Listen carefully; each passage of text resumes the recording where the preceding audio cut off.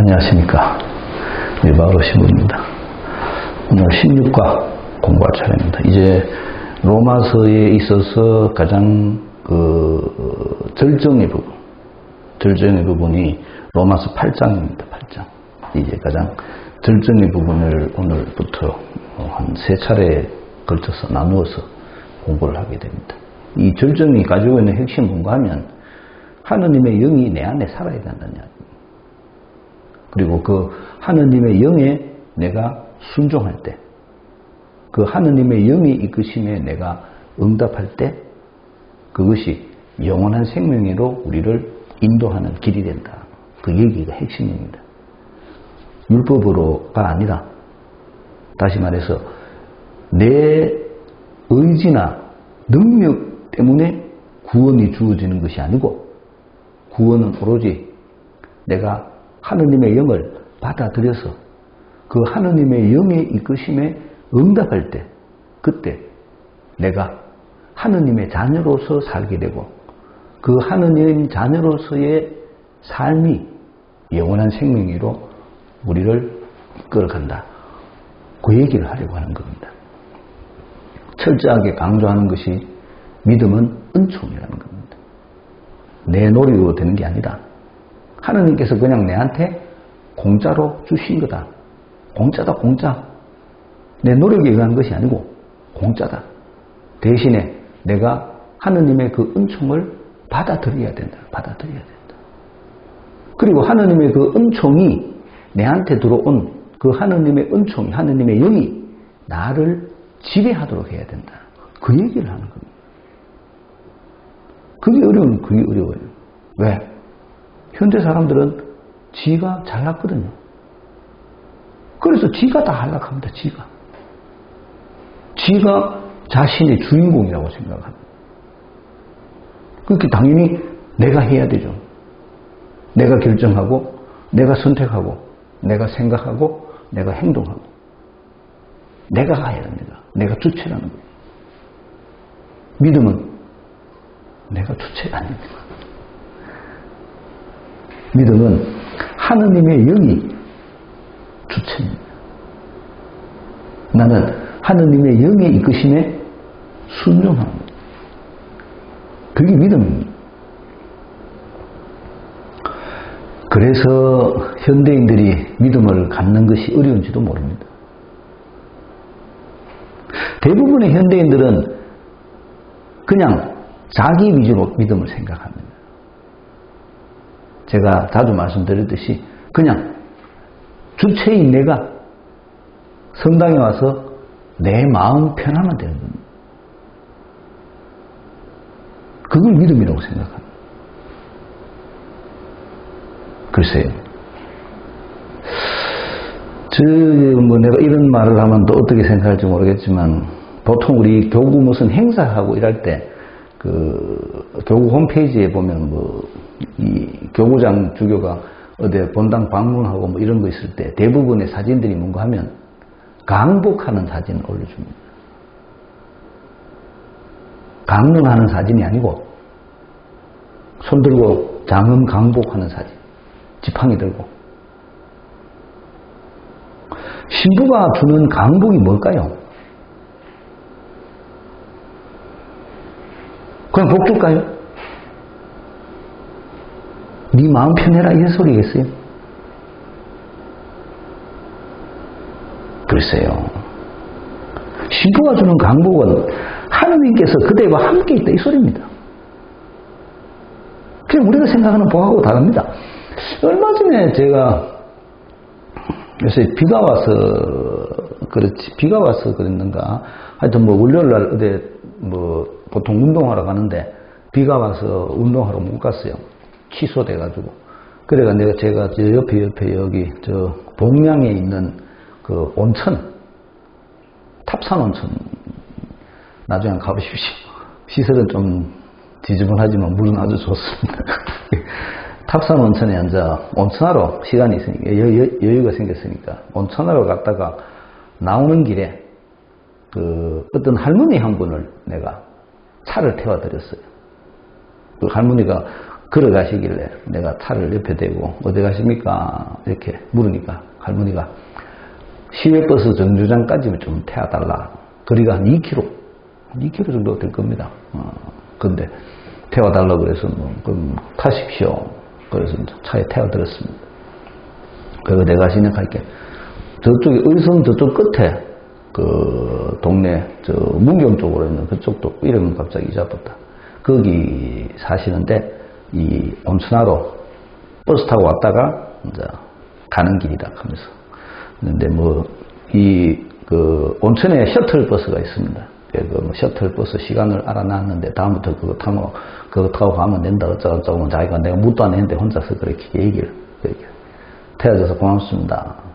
복 많이 받으십시오. 복 많이 받으십시오. 그거 하고 내렸습니다. 복 많이 받으십시오. 그게 보통 사람들이 생각하는 복에 대한 개념입니다. 성당에서 말하는 복에 대한 개념하고는 전혀 다릅니다. 세상 사람들이 말하는 복에 대한 니한테 좋은 일 생기라 이 소리입니다. 좋은 일, 축원, 좋은 일 생기라. 성당에서 신부가 강복하는 것은 니한테 좋은 일 생기라 그런 개념이 아닙니다. 하느님이 너와 함께. 네가 하느님의 뜻에 따라 살도록. 사실은 굉장히 부담되는 얘기입니다.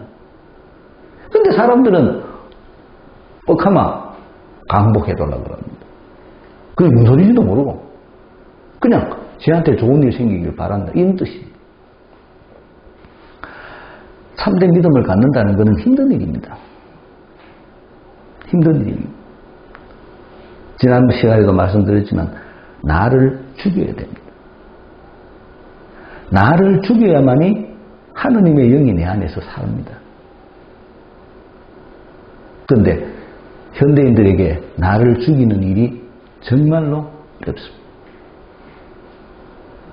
그래서 하느님의 영이 내 안에서 활동을 못하는 거예요. 나를 죽이고 하느님에게로 건너가야 됩니다. 그래서 신앙의 여정은 바스카신입니다. 끊임없이 나를 죽여야 됩니다. 그리고 하느님의 뜻을 추구해야 됩니다. 쉬운 일이겠어요? 어려운 일입니다. 그래서 은총입니다. 은총. 내가 하는 게 아닙니다. 하느님의 영이 하는 일입니다. 나는 다만 그 하느님의 영의 이끄심에 마음을 열고 응답하는 겁니다. 그게 안 되기 때문에 문제가 생깁니다. 내가 살아있기 때문에 문제가 생깁니다. 내 생각대로 하니까. 내 생각대로 하니까 갈등이 생기고 내 생각대로 하니까 싸움이 생기고 내 생각만 강조하니까 다른 사람하고 트러블이 생기고 내 생각만 주장하니까 내가 공동체로부터 떨어져서 내 혼자 지내게 되고 내 생각만 강조하니까 내가 외톨이가 되는 거예요. 그걸 알아야 됩니다. 믿음을 가진 사람은 하느님의 영의 이끄심 속에서 공통분모를 찾을 줄 알아야 됩니다. 단순히 내가 마음의 위안을 받기 위해서 성당에 오는 것이 아닙니다. 엄청나게 큰 하느님의 은총이 우리를 기다리고 있는데 내가 내 생각만 하니까 그거를 못 받아들이는 겁니다. 제 생각에 우리 신자분들은 하느님께서 나에게 주신 은총의 100만 분의 1도 이해를 못합니다. 그렇게 큰 은총을 하느님께서 나에게 그냥 주시려고 하는데 나는 내만 고집하는 거예요. 내 생각만 고집을 하는 거예요. 그래서 그 은총을 받아들이지 못합니다. 사도 바오로가 오늘 그 이야기를 합니다. 본문 한번 읽어보겠습니다. 그러므로 이제 그리스도 예수님 안에 있는 이들은 단죄를 받을 일이 없습니다. 그리스도 예수님 안에서 생명을 주시는 성령의 법이 그들을 죄와 죽음의 법에서 해방시켜 주었기 때문입니다. 율법이 육으로 말미암아 나약해져 이룰 수 없던 것을 하나님께서 이루셨습니다. 곧 당신의 친아드님을 죄 많은 육의 모습을 지닌 속죄 제물로 보내시어 그 육 안에서 죄를 처단하셨습니다. 이는 육이 아니라 성령에 따라 살아가는 우리 안에서 율법이 요구하는 바가 채워지게 하려는 것이었습니다. 무릇 육을 따르는 자들은 육에 속한 것을 생각하고 성령을 따르는 이들은 성령에 속한 것을 생각합니다. 육의 관심사는 죽음이고 성령의 관심사는 생명과 평화입니다. 육의 관심사는 하느님을 적대하는 것이기 때문입니다. 사실 그것은 하느님의 법에 복종하지 않을 뿐만 아니라 복종할 수도 없습니다. 육 안에 있는 자들은 하느님 마음에 들 수 없습니다. 예수님께서 왜 사람이 되셨는가를 생각해 보셔야 됩니다. 예수님께서 사람이 되셨다는 것은 예수님이 육을 가졌다는 겁니다. 예수님이 육을 가졌다는 것의 가장 대표적인 모습이 광야에서의 유혹입니다. 첫 번째 유혹이 뭡니까? 돌을 빵으로. 육의 유혹입니다. 인간의 육은 먹어야 살 수 있습니다. 배고프니까 돌을 빵으로 먹어라. 그게 육의 유혹입니다. 예수님은 거기에 대해서 하느님 말씀으로 살아야 된다고 대답하십니다. 그게 영의 이끄심입니다. 예수님께서 육을 가지셔야만 했던 이유는 예수님께서 우리와 똑같은 상태를 경험했다는 겁니다. 우리가 육 속에 살고 있듯이 예수님께서도 육 속에 사시면서 그 육의 유혹을 어떻게 이길 수 있는지를 보여주신 겁니다. 육의 유혹을 이기는 방법이 뭐였습니까? 영의 이끄심이었습니다. 마지막에 예수님께서 십자가에 달려서 돌아가셨지만 예수님의 죽음조차도 육의 결과가 무엇인가를 우리들에게 보여주는 겁니다. 종착역. 육의 종착역은 죽음입니다. 우리가 육에 따라 살면 우리는 죽을 수밖에 없습니다. 죽음으로써 끝나는 겁니다. 그런데 예수님은 당신의 죽음과 부활을 통해서 육의 종착이 아니라는 걸 우리들에게 보여준 겁니다. 육의 죽음으로 모든 것이 끝나는 것이 아니고 육은 죽더라도 하느님의 영이 내 속에 살아있다면 나는 내 속에 살아있는 하느님의 영을 통해서 하느님의 영원성에 참여하게 된다는 것을 보여준 겁니다. 그게 부활입니다. 영의 부활. 제가 누누이 부활은 영의 부활이라고 강조를 했는데 말귀를 잘 못 알아듣습니다. 얼마 전에 피정 갔었을 때 그 피정 지도해 주신 수녀님이 이 유혹에 대한 강의를 조금 하시던데 그런 어떤 인간이 가지고 있는 나약성에 대한 거에만 초점을 맞추던데 사실은 그 광야에서의 유혹이 나약성에만 초점을 맞춘 게 아니고 예수님의 사명 자각입니다. 내 육을 뛰어넘어 육을 극복한 사명. 그게 예수님의 사명이거든요. 예수님께서 이 세상에 계시면서 우리들에게 많은 것들을 가르쳐 주셨지만 실제적으로 예수님이 보여준 것은 다 한 개밖에 없습니다. 그게 뭔가 하면 영의 우월성입니다. 영이 육을 극복할 수 있다. 이걸 보여준 겁니다. 육은 죽으면 끝난다. 그렇지만 영은 영원히 계속된다. 이걸 우리들에게 보여줍니다. 그게 부활입니다. 부활. 우리들에게도 그게 똑같은 것이 이루어질 수 있다는 거죠. 어떻게 하면 예수님께서 하셨던 것 같이 우리도 영의 이끄심에 응답하면 예수님은 100% 하느님의 영의 이끄심에 응답한 분이라고 제가 말씀드렸죠. 예수님에게 있어서 지상생활을 하는 동안에 예수님에게 있어서 예수님이라는 자기 생각은 없었습니다. 하나도 없었습니다. 오로지 무엇만을 추구했다? 아버지의 뜻만을 추구했습니다. 그게 영의 이끄심입니다. 우리들은 나를. 내가 100%입니다. 내가 100%. 하나님은 없는 거죠. 내가 100%면 뭡니까? 막이 들린 겁니다. 성경의 표현에 의하면 믿음을 가진 사람은 영의 이끄심. 내 속에 어제 성경 공부하는데 거기 문제지 중에 하나가 거기 골로새서인가요? 골로새서 1장에 나오는 이야기입니다. 하느님의 은총을 아는 지식으로 우리들이 가득 차게 되기를 바란다.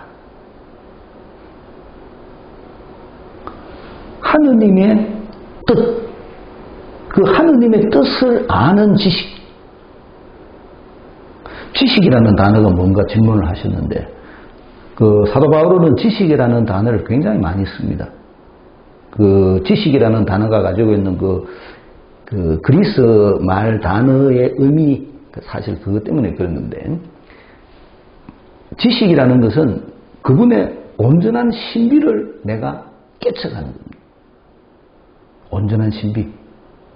하느님의 은총이 얼마나 놀라운 것인가를 내가 깨쳐가는 거예요.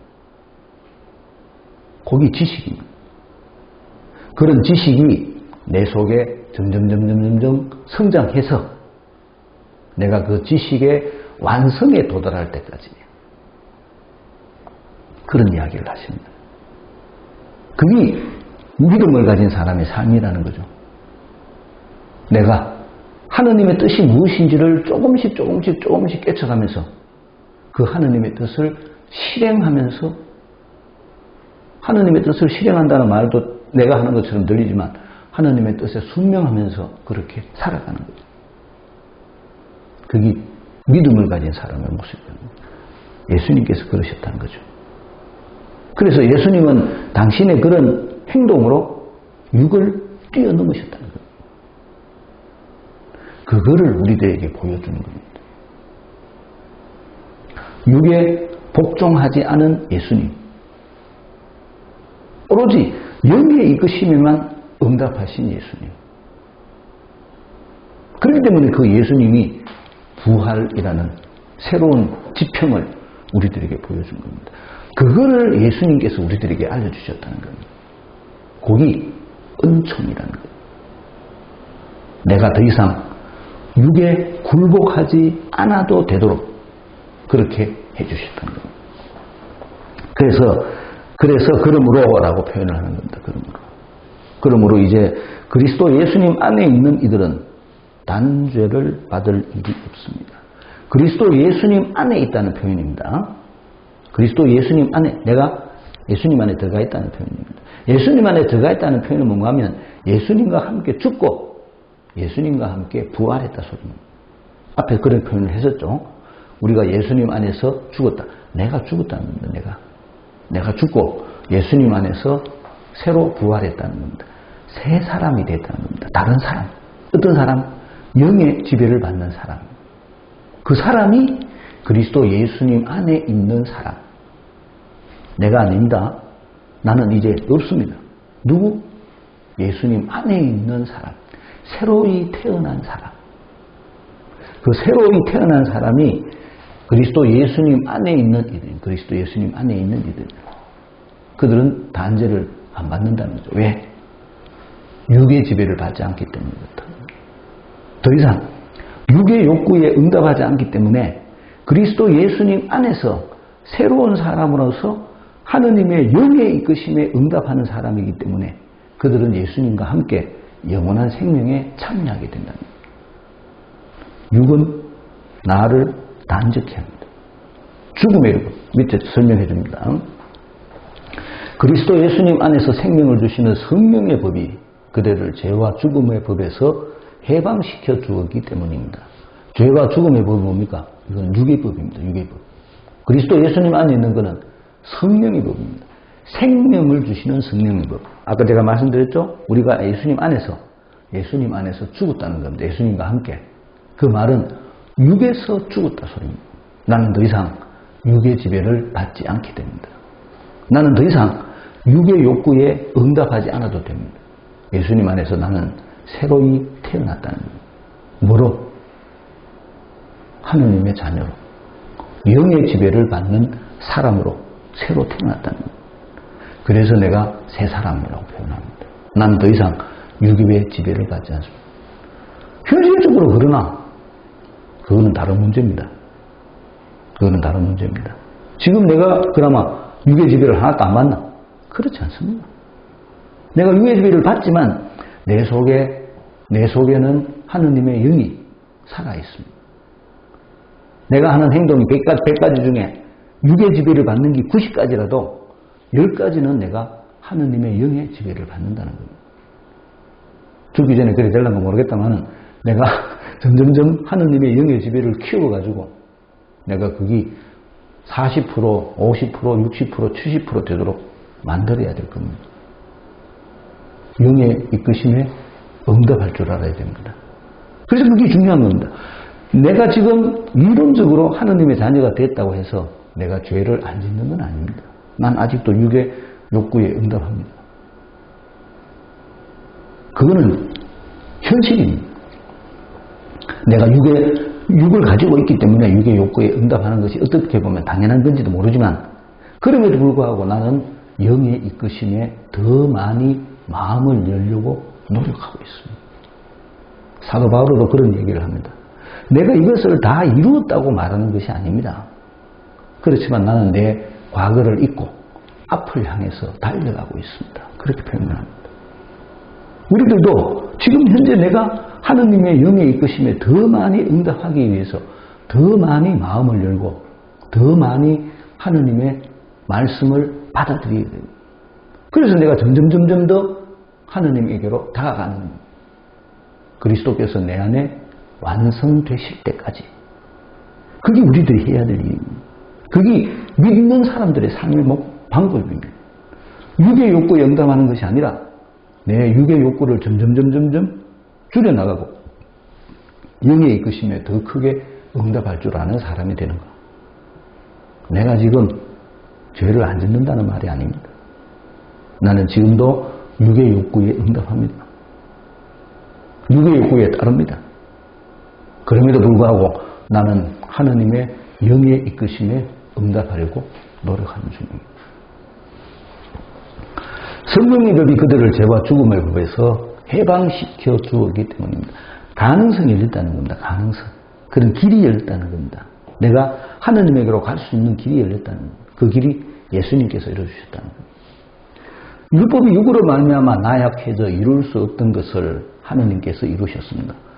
육으로 말미암아 나약해져 이 말이 뭔가 그러면 율법도 하나님의 뜻이라 그랬죠. 좋은 거라 그랬죠. 하느님께서 이 좋은 것을 우리들에게 주셨는데 이 좋은 거를 내 몸이 내 행동이 그거를 다 할 수 없다는 겁니다.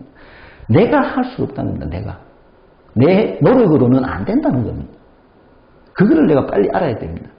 믿음이라는 것은 내가 하는 게 아니라는 걸 빨리 알아야 된다는 겁니다.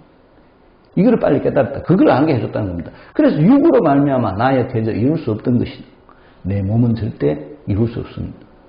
내가 내 노력으로 영원한 생명을 얻을 수는 없습니다. 내가 내 노력으로 의롭게 될 수는 없습니다. 그거를 예수님께서 하느님께서 만들어주셨다는 겁니다. 누구를 통해서? 예수님을 통해서. 당신의 친아드님을 죄 많은 육의 모습을 지닌 속죄제물로 보내시어 그 육 안에서 죄를 처단하셨습니다. 육의 모습을 살도록 해줬다 그랬죠? 육의 욕구를 이길 수 있는 모습을 우리들에게 보여주셨습니다. 예수님께서. 예수님께서는 당신이 육을 입고 우리와 똑같은 육을 입고 이 세상에 오셔서 더 이상 육에 굴복하지 않는 더 이상 육의 욕구에 따라서 살지 않는 모습을 보여주신 겁니다. 그게 영의 이끄심. 그래서 성경은 처음부터 모든 예수님의 모든 행동이 영의 이끄심으로 이루어진다고 설명합니다. 성령께서 어디로 보내셨다. 성령께서 어디로 보내셨다. 성령께서. 예수님은 당신의 모든 행동이 영의 이끄심에 따라서 움직였다는 겁니다. 사람들은 하느님이라는 개념을 잘 모릅니다. 사람들은 보통 하느님이라는 단어를 떠올리면 뭐든지 할 수 있는 도깨비 방망이를 생각합니다. 그런데 성경이 말해주는 하느님은 자기가 없는 겁니다. 그걸 알아야 됩니다. 하느님은 나가 없습니다. 하느님만 있습니다. 하느님의 뜻. 그게 하느님입니다.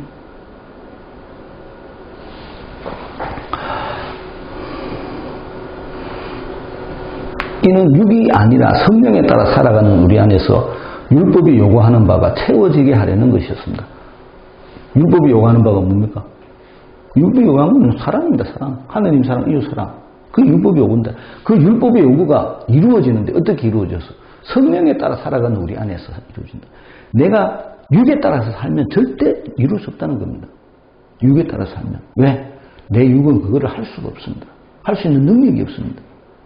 율법이 내가 율법을 지키려고 해도 율법을 다 지키지 못한다고 말씀드렸죠? 할 수가 없습니다.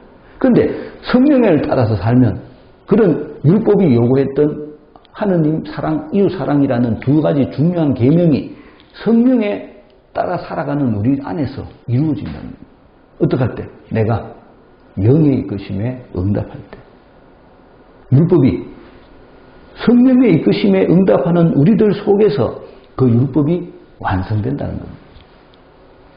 내가 하는 게 아니라 그러죠? 누가? 성령께서 그렇게 하신다. 하느님의 영이 나를 율법의 완성회로 이끌어간다는 겁니다. 무릇 육을 따르는 자들은 육에 속한 것을 생각하고 성령을 따르는 이들은 성령에 속한 것을 생각합니다. 똑같은 얘기죠? 당연한 얘기입니다. 육을 따르는 이들은 자기가 살아있습니다. 자기. 성령을 따르는 이들은 자기가 죽은 상태예요. 이걸 잘 하셔야 됩니다. 내가 살아있으면 절대 성령을 따라 살 수 없어요. 자존심이라는 단어를 많이 쓰잖아요. 그게 뭐예요? 그 단어 자체가 내가 살아있다는 거예요. 머리를 한번 숙이는 게 그렇게 힘들어요? 미안합니다 라고 말하는 게 그렇게 힘들어요? 그런 말 안 하는 게 자존심이에요? 진짜로 나를 축에 세우는 게 뭔지 생각해 보십시오. 내가 잘못을 인정 안 하는 게 자존심이에요?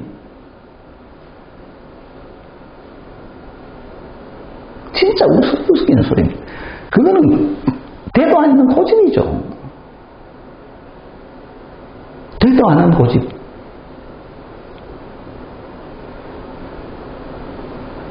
그런 걸 어떻게 자존심이라고 말을 합니까? 이해되지 않는 부분.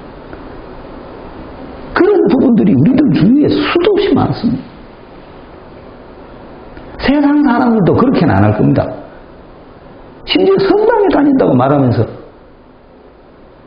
그런 행동을 하는, 그게 자기 자존심이라고 얘기를 하는.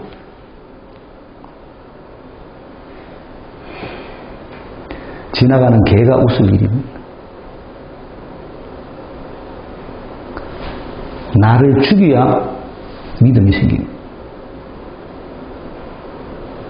이거를 뭐 합니다. 이거를 나를 죽이는 이유. 콤플렉스가 많아서 그렇습니다. 열등감. 내 속에 열등감이 있기 때문에 누군가가 내한테 뭐라고 말을 하면 마치 자기를 공격하는 것이라고 생각합니다.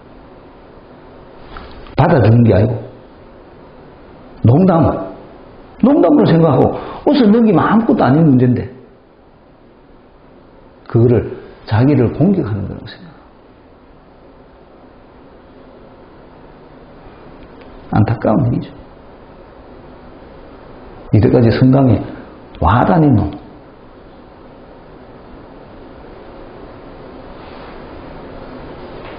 웃기는 일. 왜 그러겠어요? 하느님의 영이 없어서 그렇습니다. 하느님의 영이 없다는 말은 한 번도 나를 죽인 적이 없다는 소리입니다. 나를 죽일 줄 알아야 됩니다. 믿음을 가진 사람들. 하느님의 말씀에 나를 죽일 줄 알아야 됩니다. 그걸 할 줄 모르면 내가 믿음이 있는 사람이라고 말할 수 없어. 그게 육을 따르는다, 육을 따르는. 육에 속한 것을 생각한다. 세상적인 것만 생각한다는 거죠. 지 생각만 한다는 거죠.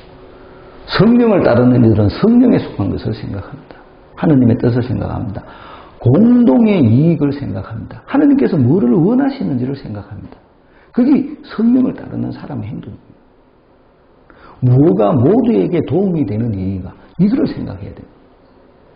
성령을 따르는 육의 관심사는 죽음이고 성령의 관심사는 생명과 평화입니다. 육의 관심사가 죽음일 수밖에 없는 게 지밖에 모르니까 죽는 거죠.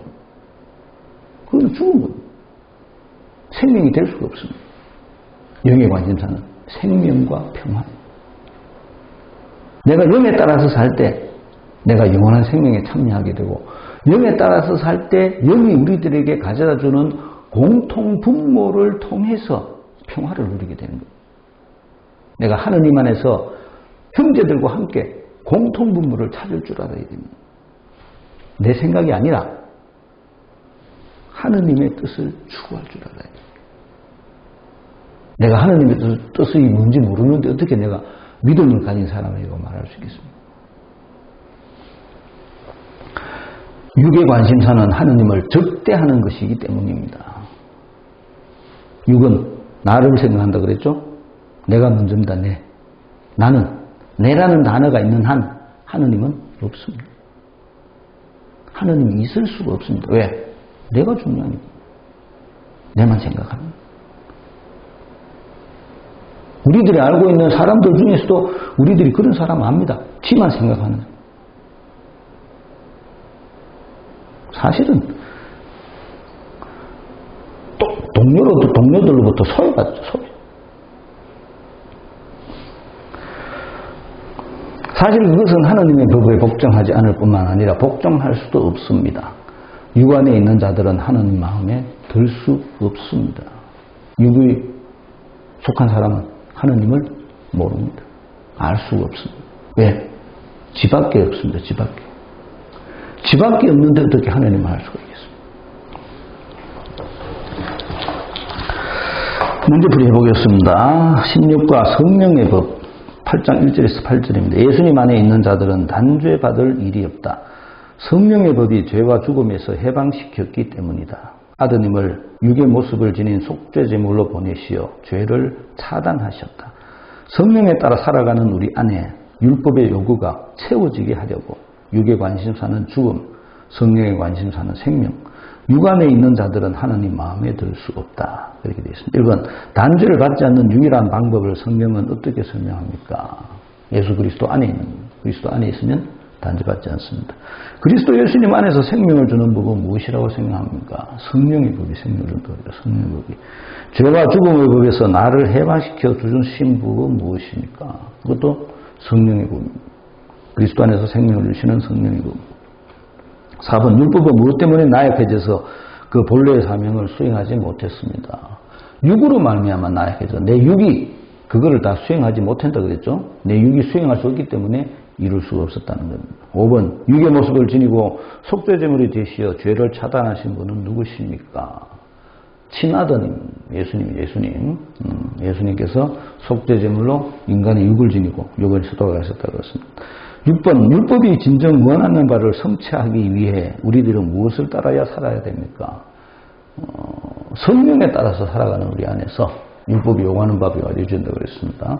성령에 따라서 살아갈 때 율법이 이루어집니다. 7번, 육을 따르는 자들과 성령을 따르는 자들의 생각은 어떻게 다릅니까? 육을 따르는 자들은 육에 생각하고 성령을 따르는 성령에 속한 것을 생각한다고 했습니다. 두 개가 전혀 다릅니다. 7번, 8번 육을 따르는 자들과 성령을 따르는 자들의 관심 사이에 다른 점은 무엇입니까? 육의 관심사는 죽음이고 성령의 관심사는 생명과 평화라고 합니다. 9번 하느님을 적대하며 하느님의 법에 복종하지 않는 것은 무엇입니까? 이것은 육의 관심사입니다. 육의 관심사. 복종할 수도 없습니다. 육의 관심사가 그렇습니다. 8번 하느님의 마음에 결코 들 수 없는 자들은 어떤 자들입니까? 육 안에 있는 자들은 하느님 마음에 절대 들 수가 없습니다. 두 개가 차이점입니다. 육 안에 있는 자, 성령 안에 있는 자. 성령 안에 있는 자는 영원한 생명, 평화. 육 안에 있는 자는 멸망. 요거를 얘기해 주는 겁니다. 육 안에 있는 자는 어떤 사람?